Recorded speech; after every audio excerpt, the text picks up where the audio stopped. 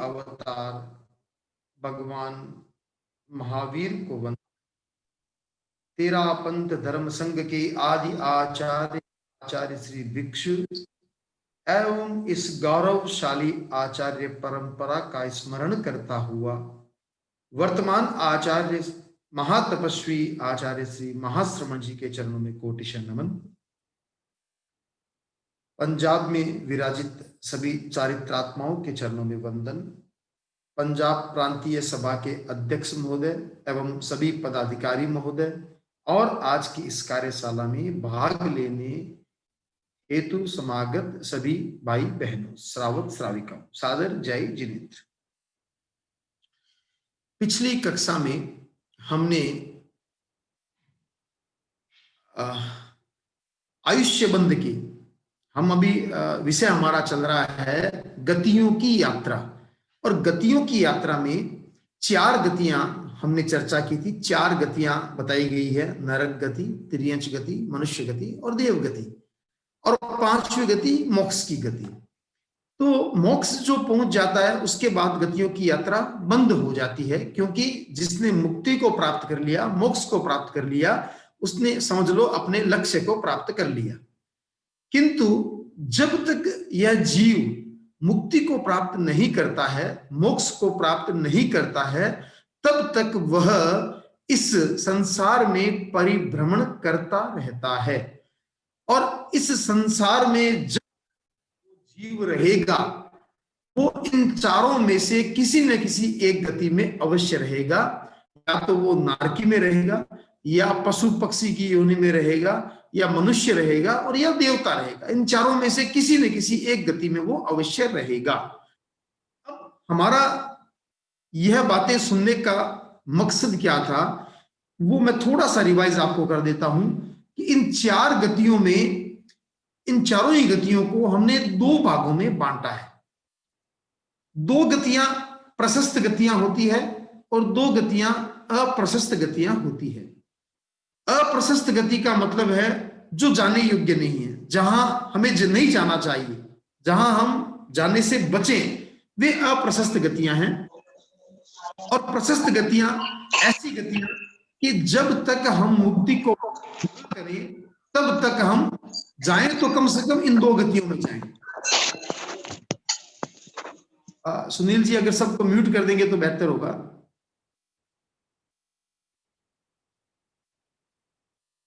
तो अब 2 गतियां जिन्हें हम अप्रशस्त गतियां कहते हैं, वे गतियां हैं नरक गति और तिर्यंच गति।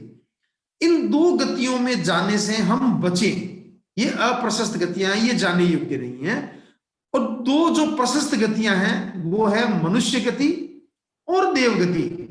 हालांकि जैसा कि मैंने पिछली क्लास में भी कहा था, हम इन चारों ही गतियों में जाने की कामना ना करें।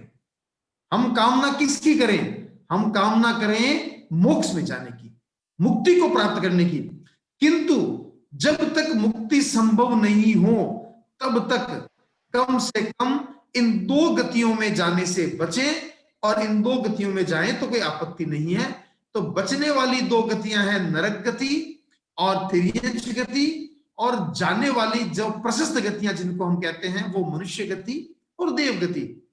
अब हमने ये तो कह दिया कि नरक गति में न जाएं या तिर्यंच गति में न जाएं, लेकिन इनसे बचे कैसे, इस बात की चर्चा हमने पिछली क्लास में की थी कि कौन से ऐसे कारण हैं जिनके कारण जीव नरक गति में जाते हैं, और कौन से ऐसे कारण हैं जिनके कारण जीव तिर्यंच गति में जाते हैं।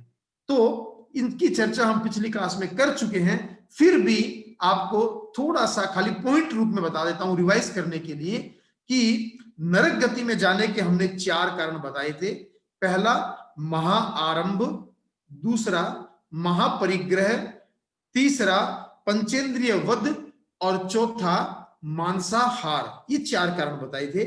महाआरंभ का मतलब बहुत ज्यादा हिंसा करना, बहुत ज्यादा हिंसा करना, अनावश्यक हिंसा करना, यह महाआरंभ होता है।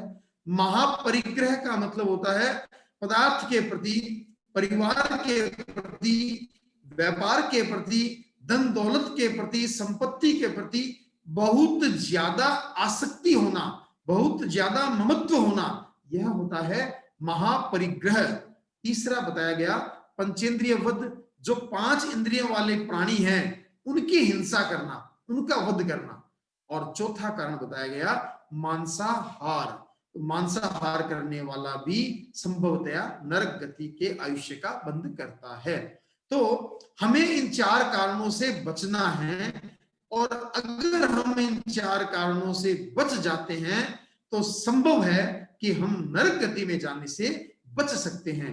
और इन 4 में से भी 2 कारणों से तो हम बचे हुए ही हैं, मांसाहार हम करते नहीं है, पंचेंद्रिय वध हम करते नहीं हैं। अब रह गए 2 कारण, महाआरंभ और महापरिग्रह।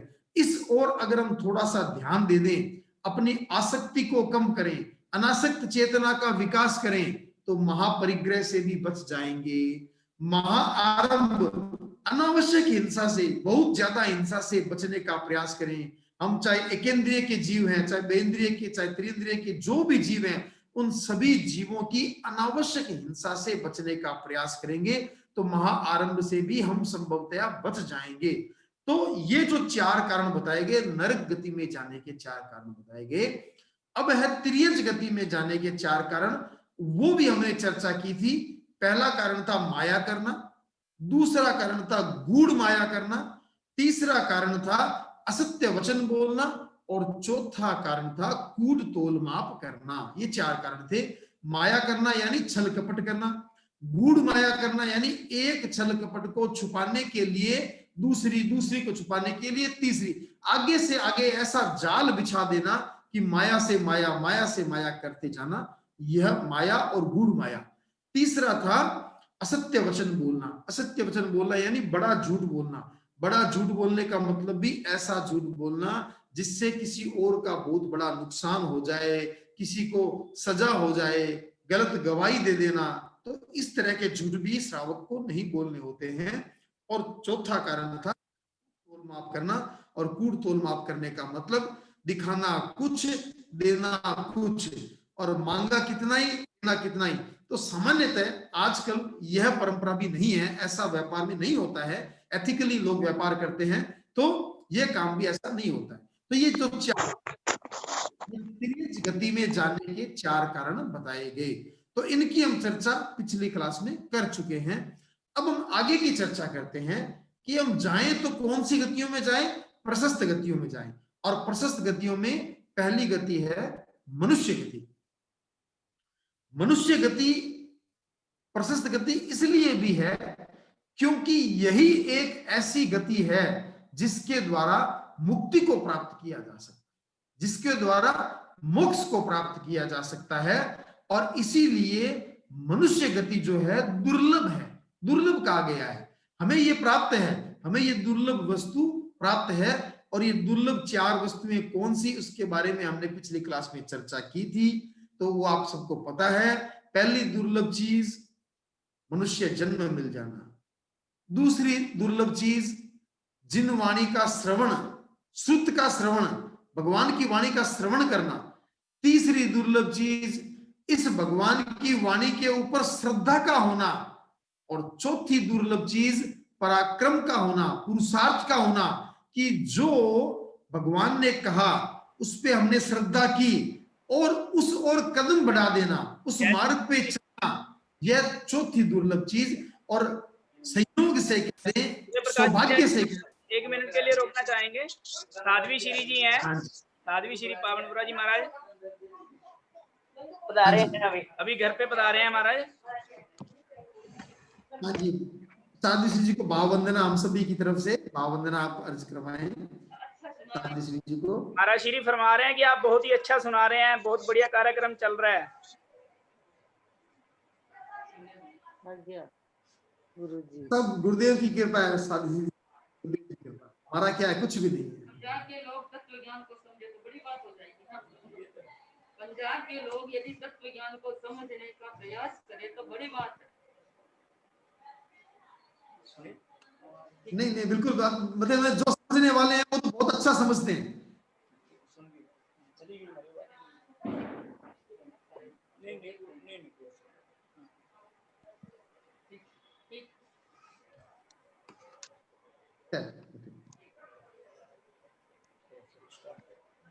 तो मैं कह रहा था कि सौभाग्य से ये चारों ही चीजें हमें प्राप्त है, हमारा सौभाग्य है। अब जब चारों चीजें हमें प्राप्त है तो हम अपने जीवन को सफल बनाने के लिए भगवान की वाणी जिसको सुना है, जिसपे हमने श्रद्धा की है, उस वाणी पे चल करके अपना आत्म कल्याण करें। तो आज हम चर्चा कर रहे थे कि जीव मनुष्य गति में किन कारणों से जाता है। तो मनुष्य गति में जाने के जो 4 कारण बताए गए, सबसे पहला कारण बताया गया सरल प्रकृति का होना, दूसरा कारण बताया गया प्रकृति का विनीत होना, प्रकृति से विनीत होना, विनय का भाव होना, और तीसरा कारण बताया गया दया के परिणाम, और चौथा कारण बताया गया ईर्ष्या नहीं करना। ये 4 कारण बताए गए। सबसे पहला कारण सरल प्रकृति का होना। ये जितने भी हम लोग हैं, हम लोगों का जो स्वभाव है, इसमें 2 प्रकार का स्वभाव होता है। हम में से कुछ लोग हैं जिनकी वक्र प्रकृति है, और कुछ लोग हैं जिनकी सहज और सरल प्रकृति है। वक्र प्रकृति का मतलब होता है छल कपट के साथ रहना, छल कपट माया करना। तो जो माया करने वाला है वो हम पहले ही चर्चा कर चुके हैं कि वो अगर आयुष्य का बंद करता है तो वो तिर्यज गति के आयुष्य का बंद करता है। सरल प्रकृति का होने का मतलब है जिसके अंदर सरलता, जिसके अंदर कोई बहुत ज्यादा लुकाव छपाव नहीं होना, जो अपनी बात है वो सरलता से प्रस्तुत कर देना। और सरलता उसी के मन में होती है जो सत्य का अनुसरण करता है, जो सत्य के मार्ग पे चलता है, उसके भीतर सरलता होती है। और जो असत्य के मार्ग का अनुसरण करता है उसके अंदर सरलता नहीं हो सकती। तो जो सरल प्रकृति वाला होता है वह मनुष्य गति के आयुष्य का बंद करता है। उसके बाद है प्रकृति का विनीत होना, यानी विनम्रता होना, विनय का भाव होना। और विनय किसके प्रति? हम जैसे बात चर्चा करते आए हैं कि हमारी विनम्रता हो गुरु के प्रति, ज्ञानी के प्रति और ज्ञान के प्रति। और जिसकी ज्ञान और ज्ञानी के प्रति विनम्रता होती है, विनम्र प्रकृति होती है, विनय भाव होता है, वह जीव भी मनुष्य गति के आयुष्य का बंद करता है। और तीसरा कारण बताया गया दया के परिणाम होना। दया के परिणाम यानी करुणा का भाव होना, जीव मात्र के प्रति करुणा का भाव होना, दया का भाव होना, यह भी एक कारण है मनुष्य गति के आयुष्य का बंद करने का। और चौथा कारण बताया गया ईर्ष्या न करना। यह सबसे बड़ा कारण है, ईर्ष्या न करना। क्योंकि आज का जो समय है, आज का जो युग है, यह सबसे बड़ी कमजोरी है ईर्ष्या करने वाली। मैंने संभवतः पिछली बार आपको एक कहानी आपको सुनाई थी या नहीं सुनाई थी, मेरे को नहीं पता। संभवतः आपको ही नहीं, आपको नहीं सुनाई थी, मैं सुना देता हूं, अगर सुनाई हो तो मेरे को बता देना। एक छोटी सी कहानी है। 2 बुढ़िया थी, सुना दी मैंने आपको, जो दोनों पड़ोस में रहती थी।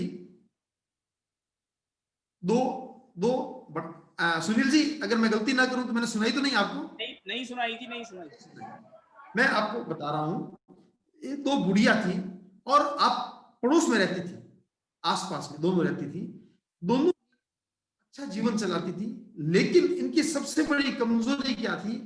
दोनों ही बुढ़ियाओं अपनी एक दूसरे के प्रति ईर्ष्या का भाव था, और ईर्ष्या का भाव भी इतना कि एक दूसरे को नीचे खींचने का प्रयास, एक दूसरे को सुख ही नहीं दे सकते। तो एक बुढ़िया ने सोचा कि मैं ऐसे तो इसको हरा नहीं पाऊंगी, मैं क्या करूं, कुछ साधना करूं, देवता को खुश करूं। तो उसने एक देवता की आराधना करनी शुरू की, उसकी पूजा अर्चना साधना करनी शुरू की, और उसने सोचा कि मैं देवता को खुश करके कुछ ऐसा मांग लूंगी कि पड़ोस वाली बुढ़िया को हरा दूंगी। अब जैसे ही उसने साधना शुरू की, पड़ोस वाली बुढ़िया को पता लग गया, क्योंकि एक दूसरे के कामों पे नजर रखते थे, तो पता लग गया कि वो अमुक अमुक साधना कर रही है। तो उसने भी वो साधना करनी शुरू कर दी, उसी देवता को प्रसन्न करना शुरू कर दिया। अब दोनों साधना कर रहे हैं, देवता को खुश कर रहे हैं, पूजा अर्चना करते हैं। करते करते एक समय के बाद वो देवता प्रसन्न हुआ और देवता हाजिर हुआ। देवता हाजिर हुआ तो बुढ़िया बड़ी प्रसन्न हुई। बुढ़िया ने कहा, मुझे बहुत प्रसन्नता है कि आपने मेरी साधना को स्वीकार किया, मेरी पूजा को स्वीकार किया और आप उपस्थित हुए। तो देवता ने कहा, बोलो भाई, आपने कैसे मुझे याद किया, क्या मांगती हो, क्या चाहिए आपको? अब बुढ़िया ने सोचा क्या मांगू, मन में उसके आया ऐसा कुछ मांग लूं, फिर सोचा ये अगर उसने मांग लिया तो बुढ़िया ने कहा, पड़ोस वाली चाहे कुछ भी मांगे, दिमाग लगाया, दिमाग तेज था, उसने कहा जो आप पड़ोस वाली बुढ़िया को दो उससे दुगुना मेरे को दे दो। बस कितना बढ़िया मांग लिया कि जो उसको दो वो मेरे को दे दो, उसका डबल।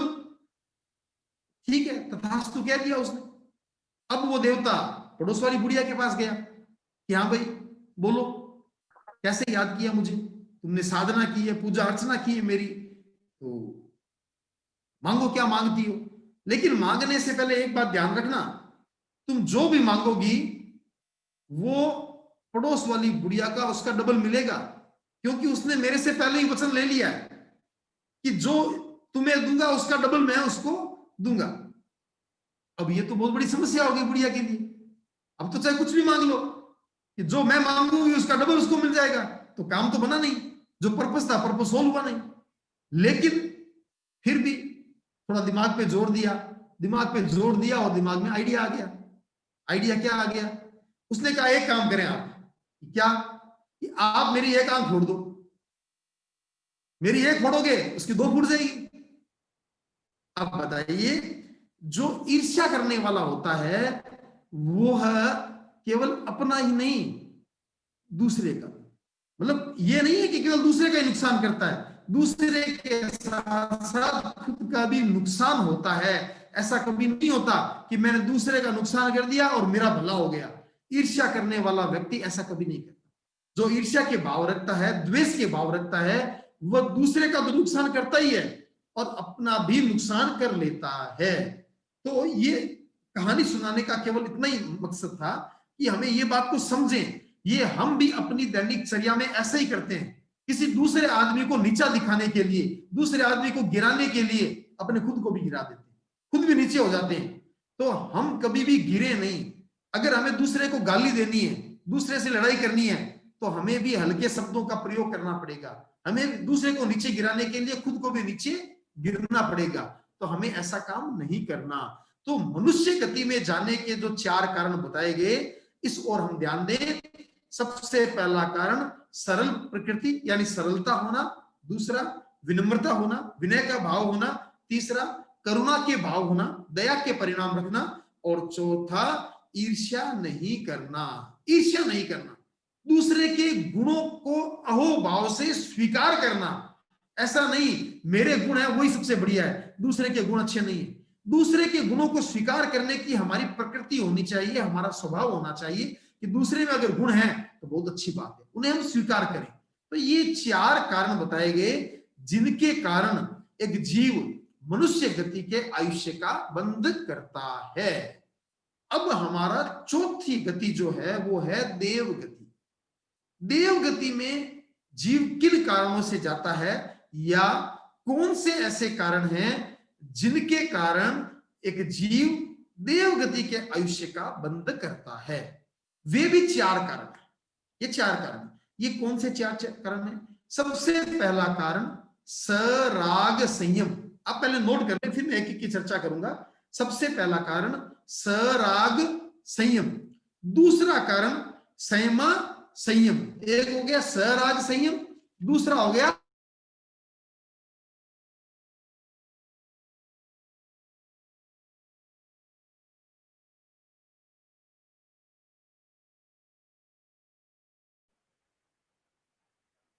हेलो, आवाज रुक गई है।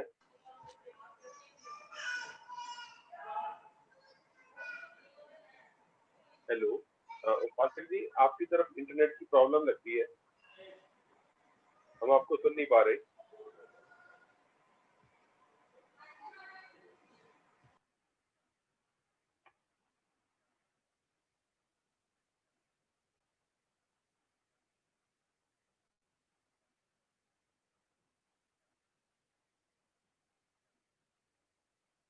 ऐसा है भी, थोड़ा इंटरनेट की प्रॉब्लम सूर्य प्रकाश जी की तरफ आई लगती है। ये टेम्परेरी प्रॉब्लम है, एक आध मिनट में चालू हो जाएगी। इतनी देर में हम इस चर्चा को जब तक वो आते हैं खुद में कर लेते हैं। अभी अगर अजय जी जैन, उनको टाइम दिया था, वो बोलना चाहते हैं तो उनको जब तक वो आते हैं तब तक बोलने का टाइम दे देते हैं, एक आध मिनट एक एक करके। अजय जी, आप बोलना चाहते हैं? नहीं घुले साहब। सुनील जी, माफी चाहता हूं, मैं थोड़ा सा डिस्कनेक्ट हो गया था। अच्छा ठीक है जी, प्रोग्राम अब दोबारा चालू कर। हाँ, कोई बात नहीं। तो संयमी यानी जो साधु साध्वियां होते हैं वो पूर्ण संयम का पालन करते हैं, पूर्ण व्रतों का पालन, यानी 5 महाव्रतों का पालन करने वाले होते हैं। ये पूर्ण संयमी होते हैं, इनको हम संयमी कहते हैं। संयमी 2 प्रकार के, एक सराग संयमी, एक वीतराग संयमी। वीतराग संयमी का मतलब होता है जिन्होंने मोहनीय कर्म को खत्म कर दिया, वीतरागता प्राप्त कर ली, वो वीतराग संयमी होते हैं। जिन साधु साध्वियों को हम लोग देखते हैं, हमारे आसपास में जितने भी साधु साध्वियां हैं, ये सारे के सारे सराग संयमी हैं। सराग संयमी यानी राग युक्त, इनके भी मोहनीय कर्म है, अभी राग द्वेष है। तो सराग संयमी जो हमारे साधु साध्वियां हैं, जितने भी अभी साधु साध्वियां हम देख रहे हैं, ये सारे के सारे सराग संयमी होते हैं। और जो साधु साध्वियां 11वें गुण स्थान में, 12वें गुण स्थान में, 13वें गुण स्थान में होते हैं, वे सारे के सारे वीतराग संयमी होते हैं। यानी जिनके मोह कर्म नहीं होता है, वे वीतराग संयमी होते हैं। तो हमारे आसपास, हमारे नजरों के सामने जितने भी साधु साध्वियां हैं, वे सारे के सारे सराग संयमी हैं। तो ये सराग संयमी जो होते हैं, वे देवगति के आयुष्य का बंद करते हैं। वे देवगति के आयुष्य का बंद करते हैं, ये नियम है। दूसरा जो बताया गया पॉइंट, संयमा संयम। संयमा संयम कहते हैं। संयमा संयमी कौन होते हैं? संयमा संयम शब्द बना हुआ है, मिल करके बना शब्द कौन से? दूसरा करके संयमा संयम। संयमा संयम का मतलब है जिसके संयम है और असंयम भी है।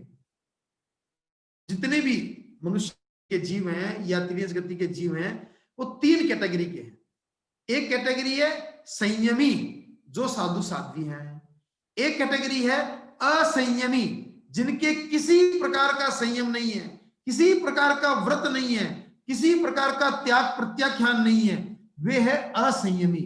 और एक तीसरी कैटेगरी है संयमा संयमी, यानी जिनके पूरा संयम भी नहीं है और पूरा असंयम भी नहीं है।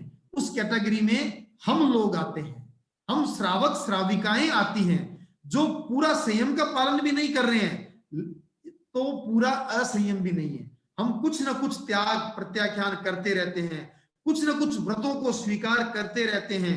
तो हम जो श्रावक होते हैं वो संयमा संयमी की श्रेणी में आते हैं। तो संयमा संयमी यानी हम श्रावक लोग जो होते हैं, वो अगर आयुष्य का बंद करते हैं तो वो देवगति के आयुष्य का बंद करते हैं, उससे नीचे का आयुष्य बंद नहीं करते हैं। तो पहला कारण हो गया सराग संयमी, दूसरा कारण हो गया संयमा संयमी, और तीसरा कारण हो गया बाल तपस्या। बाल तपस्या किसको कहते हैं?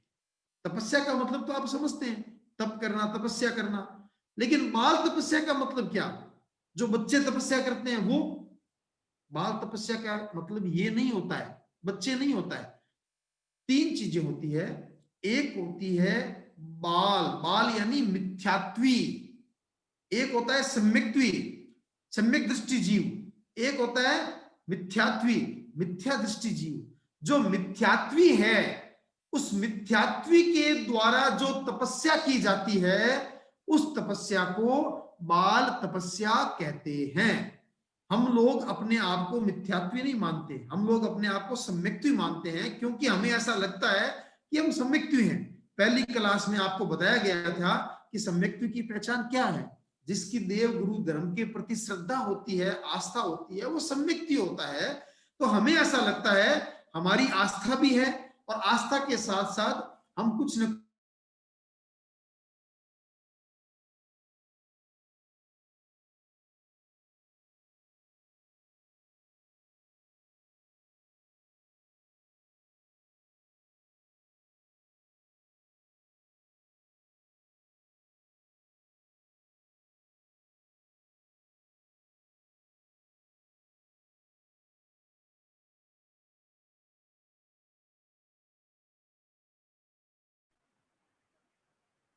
वासक जी, आपके इंटरनेट में फिर प्रॉब्लम आ गई है, हम आपको सुन नहीं पा रहे हैं।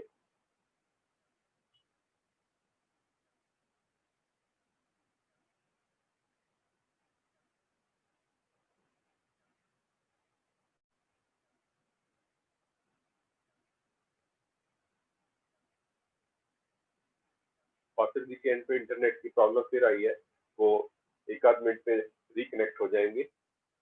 अभी केवल जी को प्लीज अनम्यूट कर दें।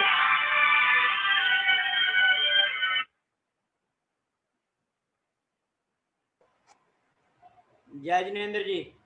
जय जी। सभी इस ऐप से जुड़े हुए पदाधिकारीगण एवं सभी श्रावक श्राविकाओं को जय जिनेंद्र। आपको यह कार्यशाला कैसे लग रही है, कभी आप व्हाट्सएप पे भी अपने विचार दे सकते हो।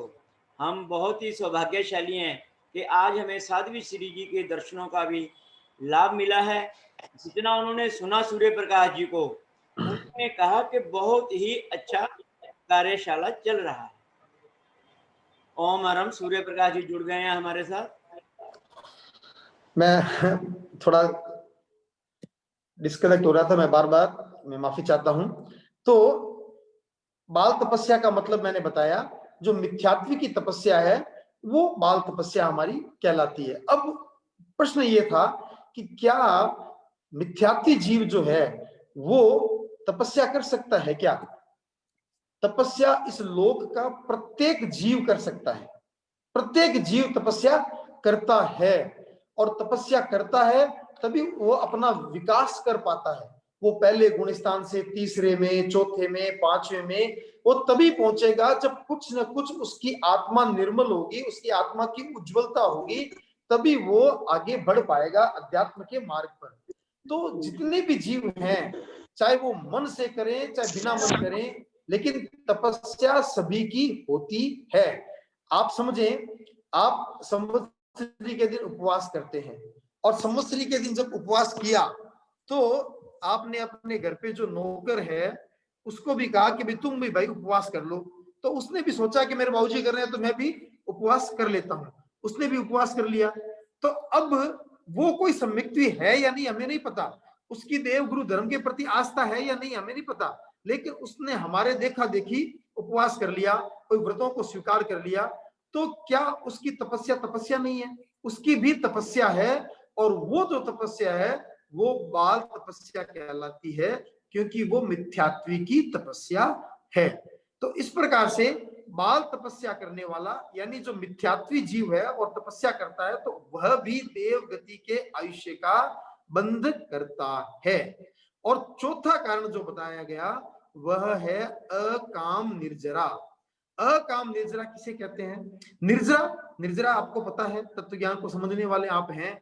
निर्जरा का मतलब आत्मा की आंशिक उज्जवलता। हमारी आत्मा जो कर्मों से मिली हुई है, कर्मों से लिप्त है, वो जितनी जितनी कर्मों से मुक्त होती है, जितनी जितनी उसकी उज्जवलता होती है, उसे हम निर्जरा कहते हैं। और जिस दिन यह आत्मा पूरी तरह से मुक्त हो जाएगी उसे हम मोक्ष कहेंगे।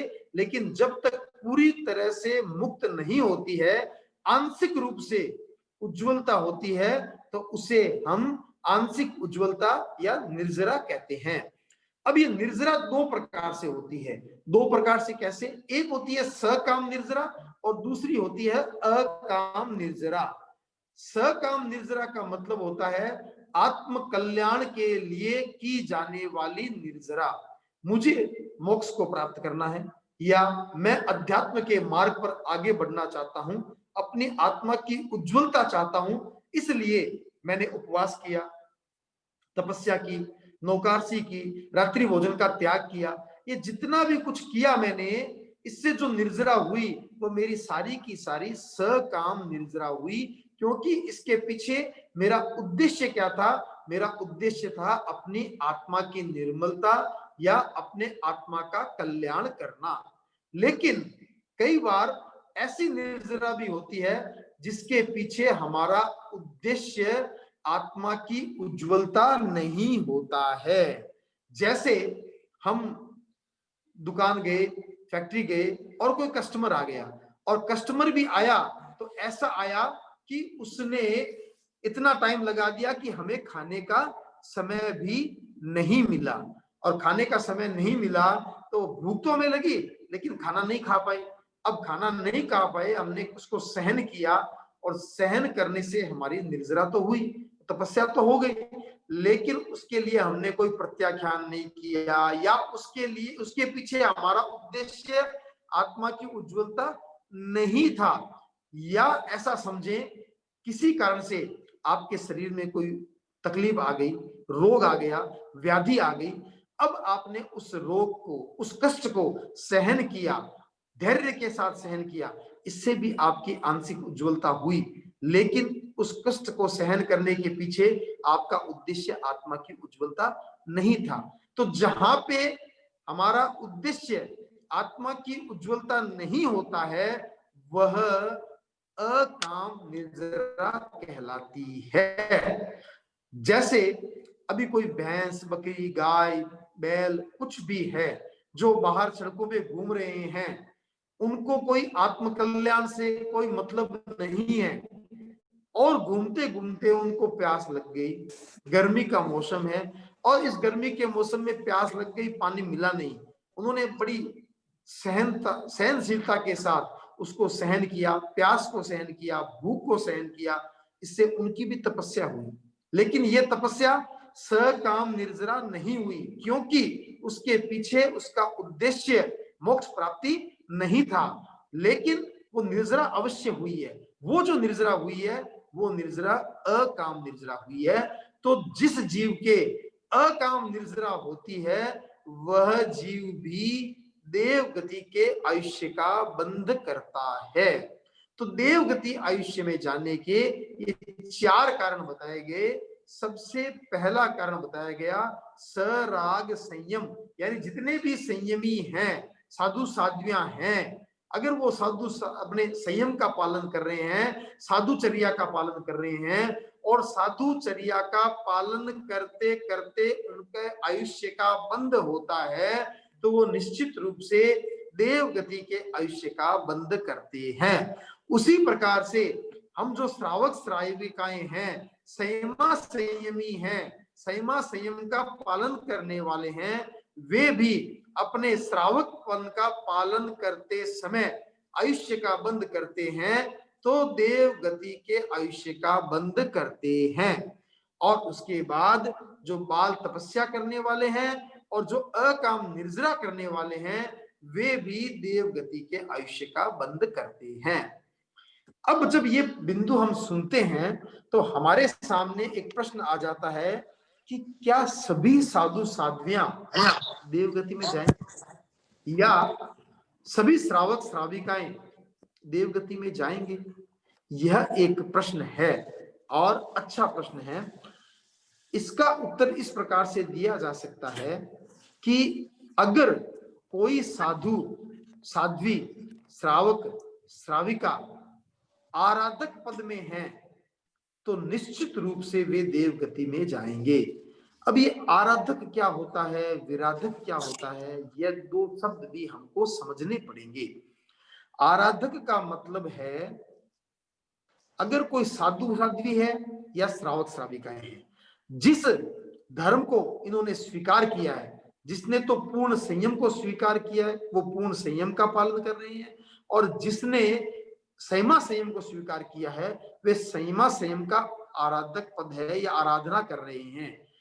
फर्ज कीजिए किसी साधु से कोई गलती हो गई, कोई भूल हो गई, विराधक हो गई। अब उन्होंने अगर वो भूल का प्रायश्चित ले लिया, प्रतिक्रमण कर लिया, तो वापस वो विराधक से आराधक हो जाते हैं। अगर भूल का प्रायश्चित नहीं लिया तो वो विराधक ही रहते हैं। और विराधक अवस्था में वो जीव कहीं पर भी जा सकता है, उसका फिर देवगति में जाए कोई जरूरी नहीं है। विराधक अवस्था में कहीं पर भी जा सकता है।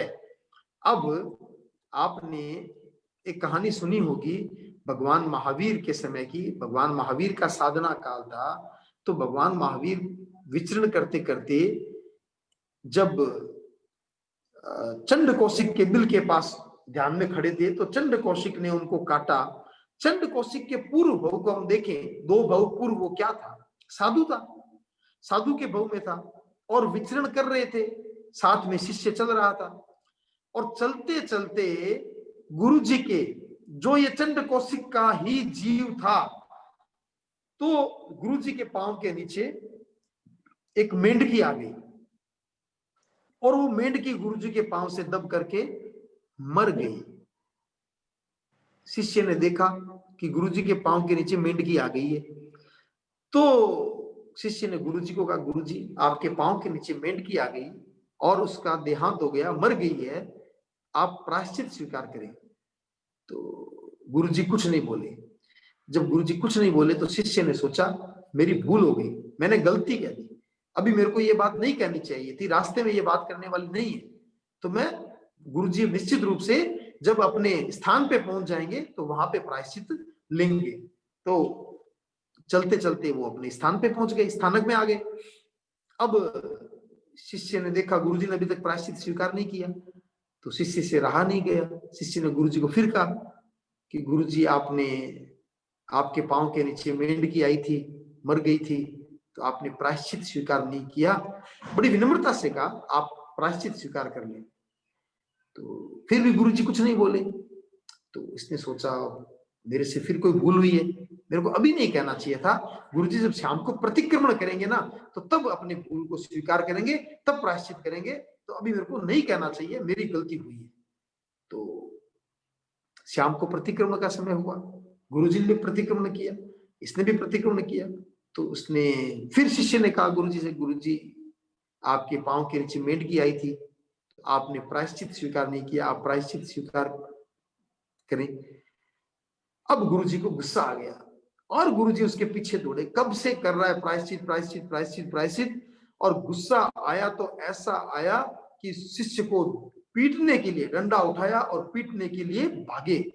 अब प्रतिक्रमण का समय था, हल्का हल्का अंधेरा था, आगे चेला पीछे गुरु। अब चेला तो निकल गया आगे और गुरु जी अंधेरे में पता चला नहीं, खंबे से टकराए और टकरा के वहीं पे धड़ाम से गिर गए।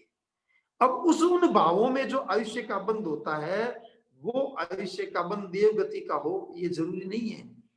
विराधक अवस्था में कहीं भी जा सकता है जीव, आराधक बने रहें। आराधक बने रहने का मतलब है हमसे अगर कोई भूल हो जाती है तो उन भूलों का हम प्रायश्चित करते रहें।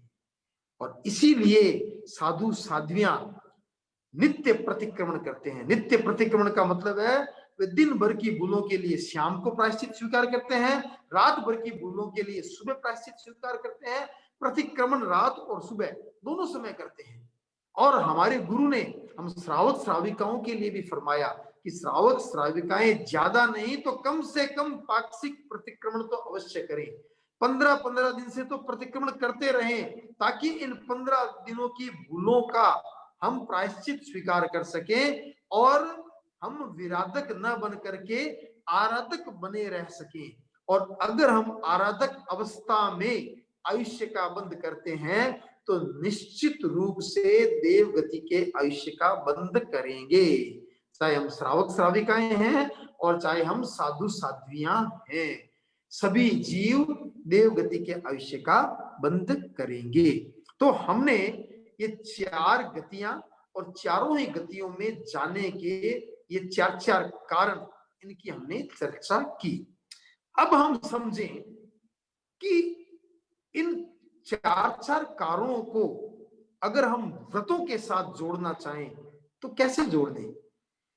हम हमारे गुरु की बात सुनते हैं, गुरु को सुनते हैं, गुरु को मानते हैं, तो थोड़ा सा गुरु की मानने का प्रयास करें, 12 व्रतों को स्वीकार करने का प्रयास करें। अगर हम 12 व्रतों का स्वीकार कर लेते हैं, 12 व्रतों का स्वीकरण कर लेते हैं, तो आप, मुझे ऐसा लगता है, अगर मैं अतिशयोक्ति न करूं तो 3 गतियां तो हम छोड़ देते हैं, मनुष्य, त्रियंच गति, नरक गति और मनुष्य गति। क्योंकि जब हम यह व्रत स्वीकार कर लेते हैं कि मैं किसी निरपराध त्रस प्राणी की संकल्प पूर्वक हत्या नहीं करूंगा, वध नहीं करूंगा, तो महाआरंभ से संभवतया हम बच जाते हैं। ये जो 4 कारण इसके हैं नरक गति में जाने के, वो चारों ही कारण का रास्ता हमारा बंद हो जाता है। क्योंकि जैसे ही 12 व्रतों को स्वीकार करते हैं, महाआरंभ भी हमारा संभव है खत्म हो जाता है, महापरिग्रह भी हमारा संभव है छूट जाता है, और पंचेंद्रिय वध और मांसाहार हम करते ही नहीं है। तो सबसे पहले बात तो हम नरक गति से छुटकारा पा सकते हैं। दूसरी बात त्रियंच गति, जो 12 व्रतों को स्वीकार करता है वो बड़े झूठ बोलने का त्याग करता है, चोरी करने का त्याग करता है, अब्रह्मचर्य की सीमाकरण करता है और परिग्रह का भी सीमाकरण करता है। और यह सब करने के कारण उसके अंदर माया के भाव, गूढ़ माया के भाव, बिना मतलब झूठ बोलने के भाव, कूट तोलमाप के भाव, ये सारे के सारे भाव एकदम न्यून या बिल्कुल कम हो जाते हैं। तो उससे त्रियंच गति के आयुष्य का बंध भी संभवतया नहीं हो पाता है। और जैसे ही हम 12 व्रतों को स्वीकार करते हैं, और व्रतों को हमने स्वीकार कर लिया, सम्यक अपने आप को मानते हैं, व्रतों को हमने स्वीकार कर लिया, तो इसका मतलब संयमा संयम की कैटेगरी में हम आ गए। और अगर हम संयमा संयमी की कैटेगरी में आ जाते हैं, श्रावक की कैटेगरी में आ जाते हैं, तो हमारे लिए देव आयुष्य के अलावा कोई आयुष्य का बंध नहीं होता है।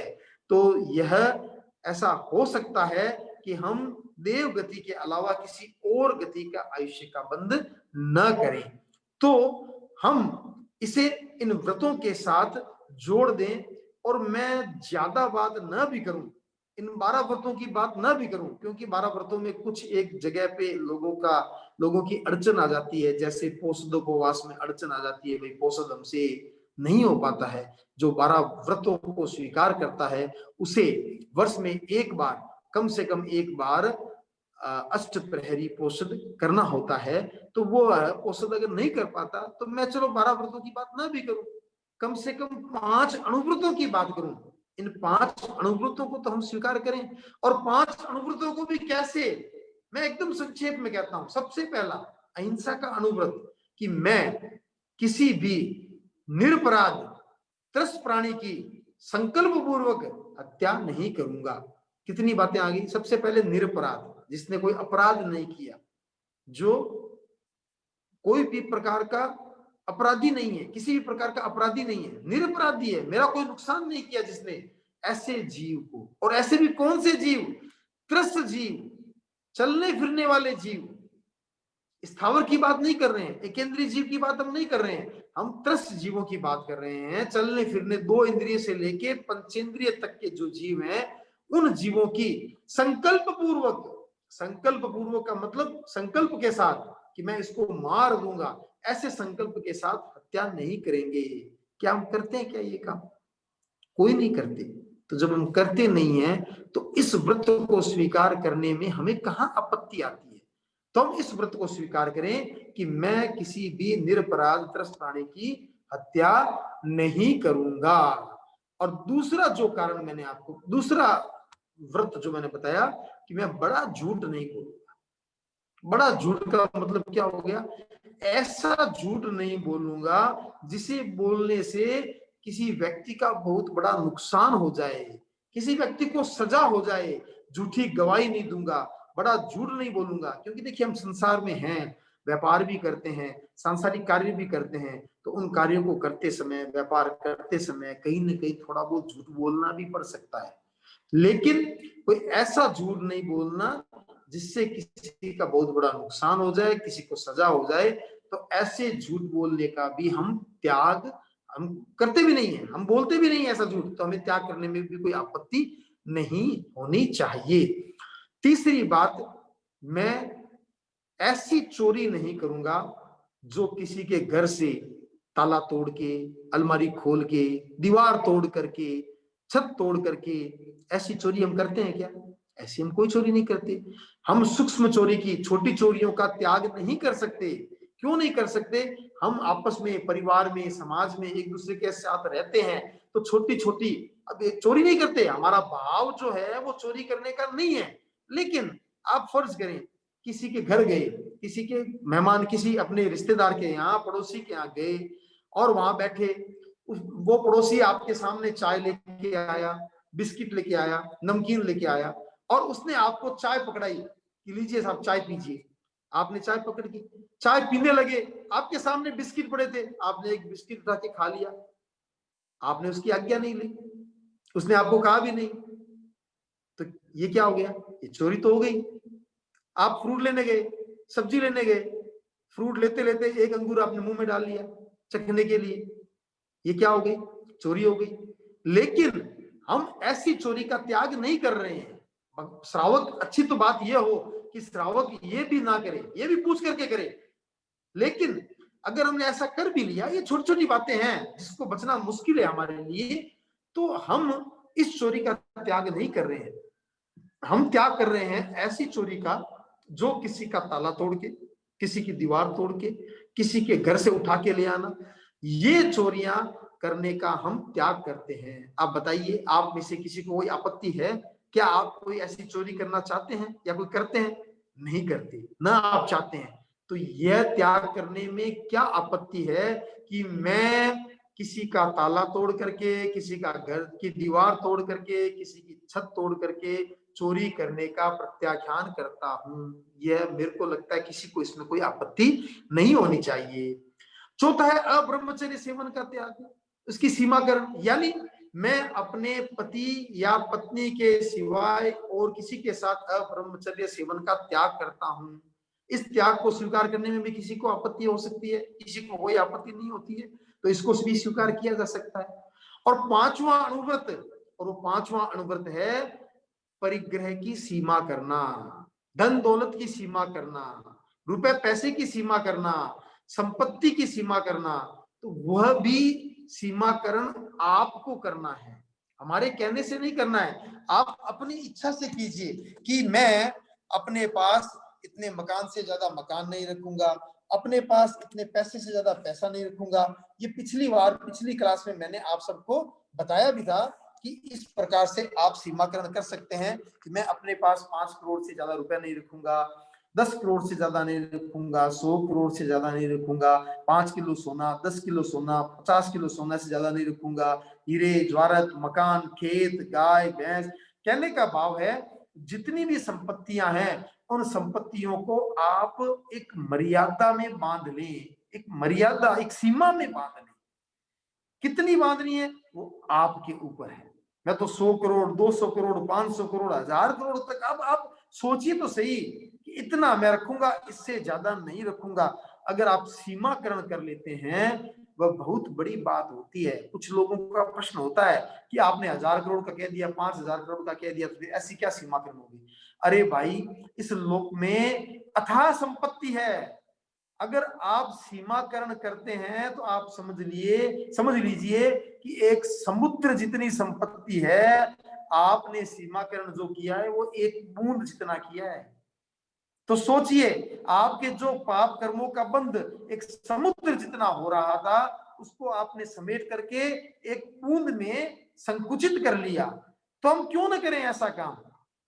तो हम ज्यादा और आगे न भी बढ़े, 12 व्रतों की और हम चर्चा करेंगे, लेकिन कम से कम 5 अनुव्रतों को तो स्वीकार करें ही करें, क्योंकि श्रावक के लिए मूल में ये 5 ही हैं।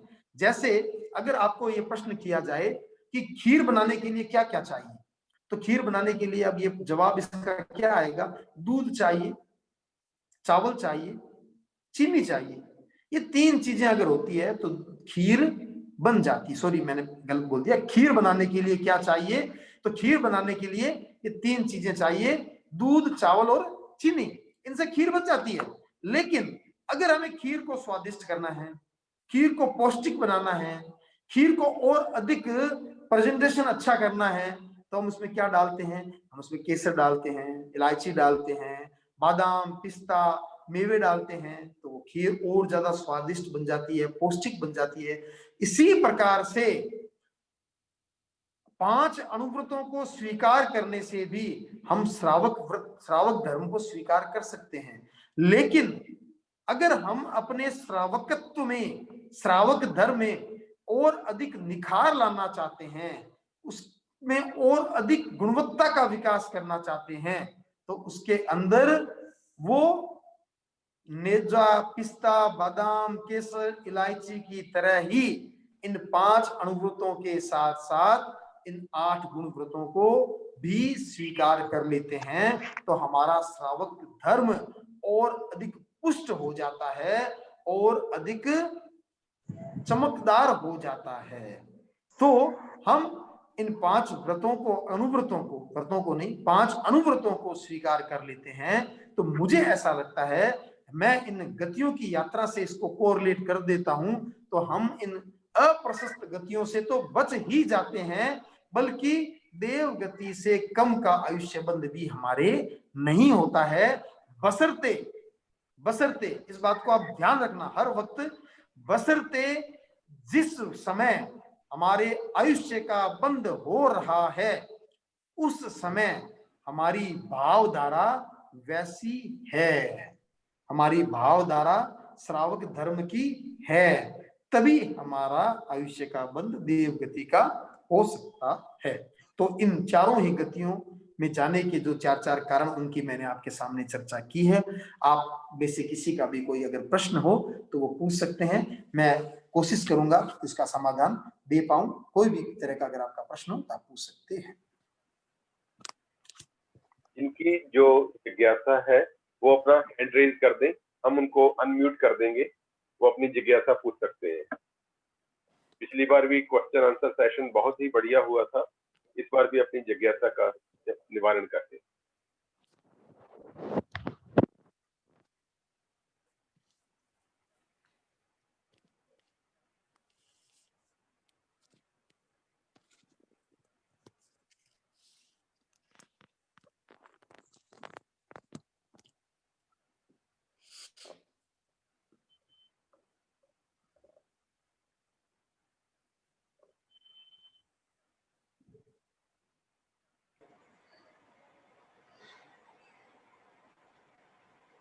हाँ जी केवल मैंने आपको अनम्यूट कर दिया, अगर आपसे कुछ पूछना है तो पूछो।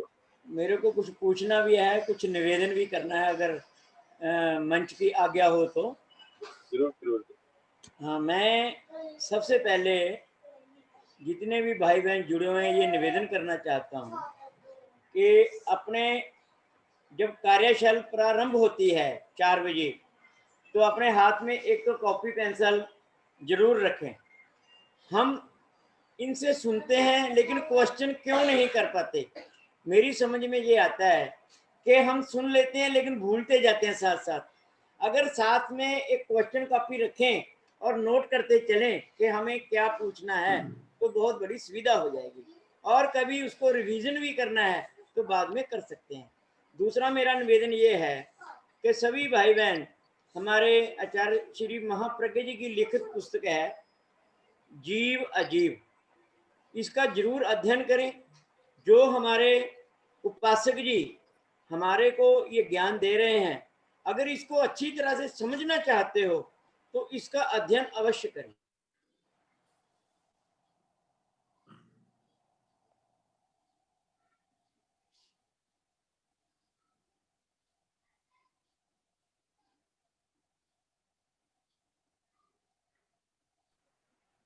हाँ, केवल जी की आवाज नहीं आ रही है।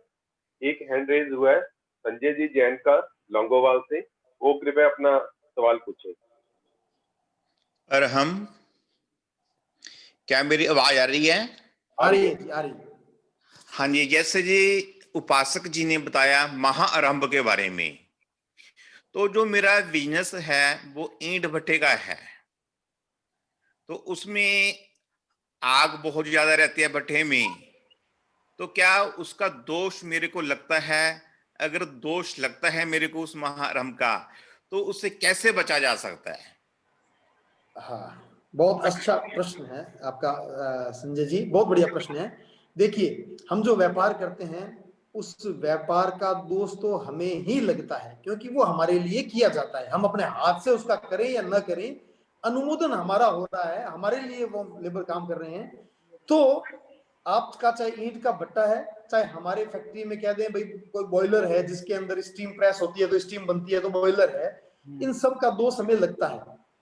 महाआरंभ की कैटेगरी में हम वो चीजें लेते हैं जिसकी आवश्यकता नहीं है, फिर भी हम करते जाते हैं। आज हमें देखिए, संसार चलाना है, जीवन चलाना है, तो खेती बाड़ी भी करनी पड़ती है। खेती बाड़ी में बहुत हिंसा होती है। कितनी हिंसा होती है बताइए? वनस्पति काय की भी हिंसा बहुत ज्यादा होती है, प्लस वनस्पति के साथ साथ वहां पे तो त्रस्त काय की भी हिंसा होती है। जब हम हल चलाते हैं, कोई भी तरह की काम करते हैं, खोदते हैं, तो कितने कितने त्रस्त काय जीवों की भी हिंसा होती है। लेकिन वो हमें संसार चलाने के लिए, अपना शरीर चलाने के लिए हमें करनी पड़ती है। उसी प्रकार से हम कोई व्यापार करते हैं तो हमें करना पड़ता है, लेकिन हम कोशिश करें ऐसे व्यापार से बचने की जिसमें बहुत ज्यादा हिंसा हो। ऐसे व्यापारों से हमें बचने की श्रावकों को कोशिश करनी चाहिए। महाआरंभ में हम उनको ज्यादा ले लेते हैं कि जिसकी आवश्यकता नहीं है, फिर भी हम उसकी हिंसा करते जा रहे हैं, केवल अपने मनोरंजन के लिए, केवल लोगों को दिखाने के लिए। आपने अपनी बेटी की शादी की जी, अब आपने 5 लाख के तो फूल लगा दिए जी। अब ये 5 लाख के फूल लगा दिए, ये क्या है? मतलब ये जो हिंसा है, और हिंसा का तात्पर्य केवल वो नहीं है कि हम क्या कर रहे हैं, उसका तात्पर्य ज्यादा होता है हमारी भावधारा से। हमारे भीतर जो क्रूरता होती है वो महाहिंसा है। अंदर क्रूरता नहीं होनी चाहिए, हमारे अंदर करुणा का भाव होना चाहिए, क्रूरता नहीं होनी चाहिए। हम ये सोच लें भाई ये हमारा व्यापार है, हमें चलाने के लिए, व्यापार को चलाने के लिए, अपने परिवार को चलाने के लिए, समाज को चलाने के लिए हमें करना पड़ता है, लेकिन ये हिंसा है। ये अगर हमारे भीतर भाव रहे तो मां आरंभ का दोष संभवतः हमें नहीं मिले। ओम अरहम, ओम अरहम। बहुत ही बढ़िया एक्सप्लेन किया है। लगभग ऐसे सवाल हर एक के मन में होते हैं, यहाँ पूछने में कुछ ना कुछ संकोच करते हैं। मैं उनसे रिक्वेस्ट करता हूँ, बिल्कुल अपनी सिंपल भाषा में उपासक जी बताते हैं, आप बिना संकोच के अपनी जिज्ञासा का समाधान करें। और जिन्होंने पोस्ट करो कॉपी पेन आज नहीं लिया, ये मैं बाद में इस वीडियो को टेलीकास्ट के लिए भी डाल देता हूँ, इसका लिंक डाल देता हूँ, फेसबुक पे भी, यूट्यूब पे भी, तो इसका लाभ ले सकते हैं। या किसी को कोई काम हो गया वो नहीं कर सका तो वो भी इसका लाभ ले सकता है। पिछले सारे एपिसोड अवेलेबल है फेसबुक पे, उसका लिंक भी मैं डाल दूंगा। सुनील जी, ऐसा है, प्रश्न अगर नहीं आती है, जिज्ञासा अगर नहीं आते हैं, इसके 2 कारण हो सकते हैं। पहला कारण हो सकता है हमारी कार्यशाला की बहुत बड़ी सफलता, कि भाई सबको समझ में आ गया, तो प्रश्न नहीं होते। और दूसरी होती है हमारी कार्यशाला की विफलता, कि किसी को कुछ भी समझ में नहीं आया तो इसलिए कोई प्रश्न नहीं है। तो अब इसमें ये क्या है, ये अब सारे जो भाग ले रहे हैं वो बता पाएंगे। या तो बिल्कुल भी समझ में नहीं आया, और या बहुत सब कुछ समझ में आ गया, तो बहुत अच्छी बात है। सब कुछ समझ में आ गया तो बहुत अच्छी बात है, लेकिन एक जिज्ञासा आने से कई लोगों के मन की जिज्ञासा शांत होती है। संजय जी ने एक प्रश्न पूछा, यह प्रश्न केवल संजय जी का नहीं था, यह प्रश्न कईयों के मन में था, लेकिन संकोच बस पूछते नहीं है, तो उन एक प्रश्न से कई लोगों के समाधान मिल जाता है। तो मैं ऐसा समझता हूं, जिज्ञासा कुछ ना कुछ होनी चाहिए तो बढ़िया होता है। तो बहुत अच्छी बात है, बहुत धैर्य से आप लोगों ने सुना, बहुत अच्छा आपने समय दिया, तो इसके लिए मैं आप सबका बहुत बहुत आभार व्यक्त करता हूं, अपने गुरु के प्रति कृतज्ञता व्यक्त करता हूं, और आप सभी के प्रति बहुत बहुत आभार व्यक्त करता हूं। और कोई प्रश्न हो, आप पूछना चाहे तो पूछें, आप व्हाट्सएप पे मेरे को भेज सकते हैं, मैं समाधान देने का प्रयास करूंगा। बहुत ही बढ़िया। रतनलाल जी जुड़े हुए हैं, मैंने उनको म्यूट कर दिया, उनको रिक्वेस्ट कर रहा हूँ। रतनलाल जी कृपया वोट ऑफ थैंक्स आप प्रेजेंट करें, धन्यवाद प्रस्ताव। अगर कोई जिज्ञासा हो वो भी पूछ ले। मुझे हेलो, हाँ जी, आवाज आ रही है आपकी। हम सभी पंजाब वासियों को ये बहुत ही अच्छा समय मिल रहा है श्याम शुक्ला जी से, और ये जो कह रहे हैं ये इतनी सरल भाषा में समझा रहे हैं कि हर आदमी के समझ आती है, इसीलिए कोई लोग क्वेश्चन करना नहीं चाहते। बाकी ये जो प्रश्न अभी संजय जी ने किया, ये केवल एक यही बिजनेस नहीं, और भी बहुत से ऐसे बिजनेस है जिसके बारे में भी जैसे इन्होंने बताया उसका सभी बिजनेसों में ये लागू होता है। तो सबको समझ आ गया होगा मेरे ख्याल में।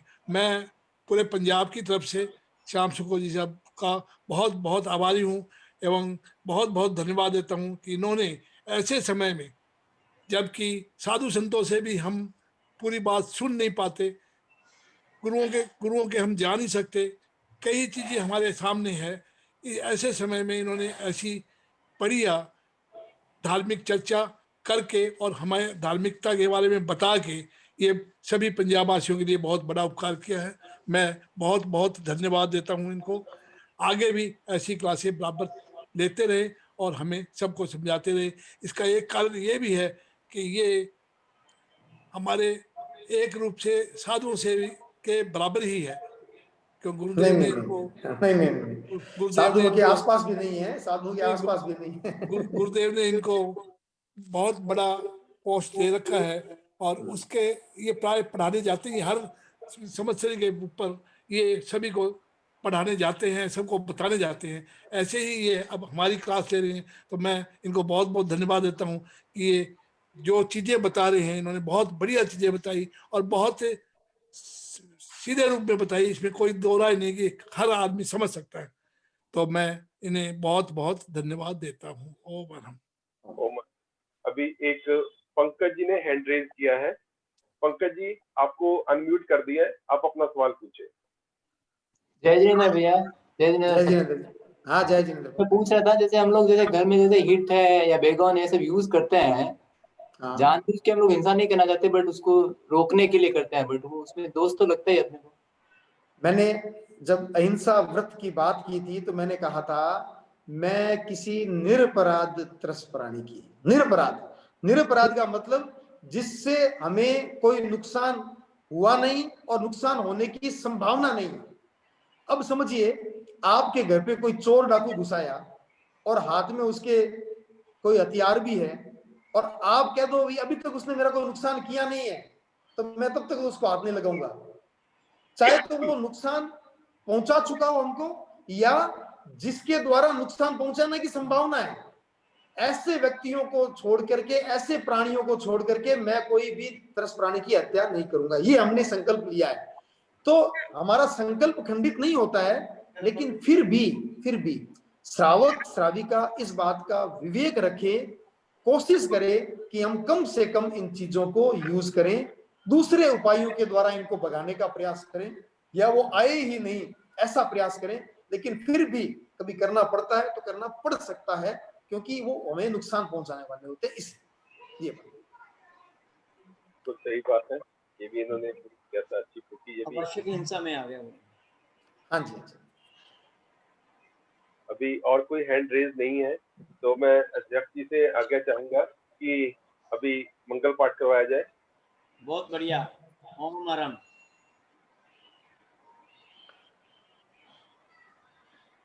नमो अरहंताणम, नमो सिद्धाणम, नमो आयरियाणम, नमो उवज्झायाणम, नमो लोये सब्बसाहूनम, एसो पंच नमुक्कारो सब्बपाव प्रणासनो, मंगलानं च सव्वेसिम पडमं हवै मंगलम। चत्तारि मंगलम, अरहंता मंगलम, सिद्धा मंगलम, साहू मंगलम, केवलिपन्नतो धम्मो मंगलम।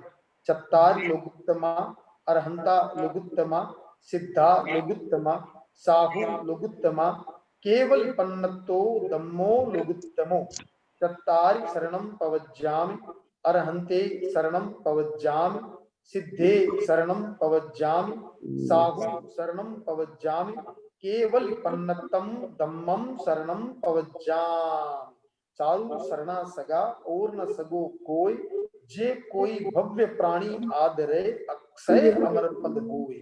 विघ्न हरण मंगल करण, स्वाम भिक्षुनो नाम, गुण ओलक समरण किया, सरे अचिंत्या काम, सरे अचिंत्या काम, सरे अचिंत्या काम। ओम अरहम। आपके आभारी हैं। हम सब आपके आभारी हैं। हम सब आपके आभारी हैं। हम सब आपके आभारी हैं। हम सब आप आज क्या ना मैं उनका भी होता हूँ इसके प्रति सबको कि वो सभी और व्यक्तियों को साथ में जोड़ने का प्रयास करें। ओम अगले हफ्ते इसी समय इसी वक्त। ओम कर्तव्य विषय अगले हफ्ते का विषय अगर बता दें अनुव्रत पे ले लें। क्या उपासक 8 कर्मों पर ले लो जी।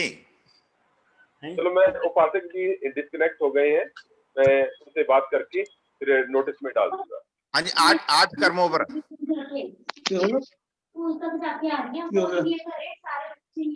हो गया